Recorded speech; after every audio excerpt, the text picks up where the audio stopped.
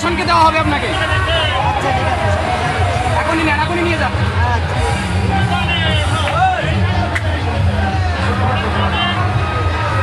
আপনি বলতেছেন ব্যবসা করতেছেন না, আপনি বিড়ি বিক্রি করতেছেন, টাকা নিচ্ছেন। এখানে বাচ্চাটাকে, ওই বাচ্চাটা আমার ছেলের বয়সী,